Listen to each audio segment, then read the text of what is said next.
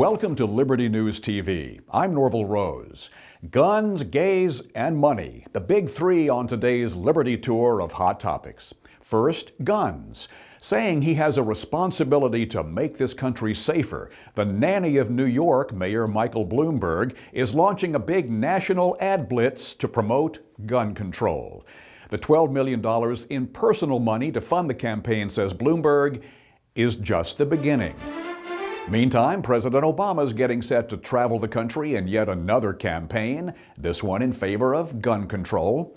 Maybe he can bring to the stage as an opening act comic actor Jim Carrey. This big-time Hollywood hypocrite is releasing a new video called Cold Dead Hand that mocks gun rights advocates. This despite Carrey's many movies in which he, well, you can see for yourself.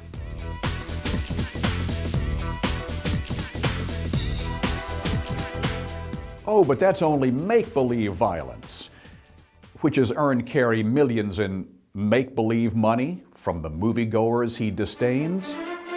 The Supreme Court will hear arguments this week in two cases that could fundamentally transform American society.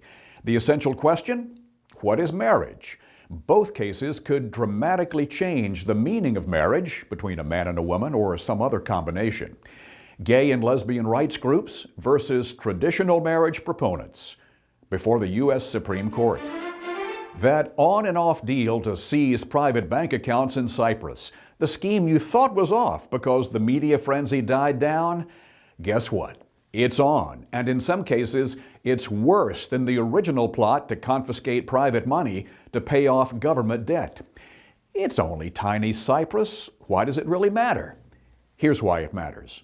Some see this as a test case, a test of how far government can go to confiscate private funds to pay off public debt.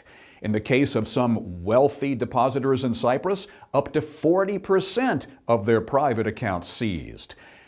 Some Russian depositors stand to lose billions, but we'll see if the Russians stand for that.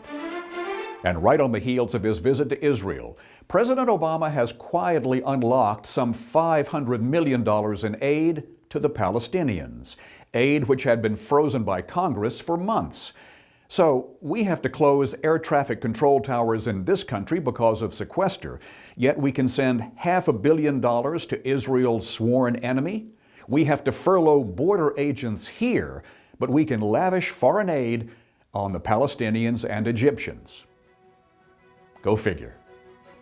If you want details on these and other stories, go to LibertyNEWS.com. Check us out there and follow us on Twitter, where we are at Liberty Protecting It. I'm Norvell Rose with Liberty News TV. Thanks for joining us today. We'll see you next time.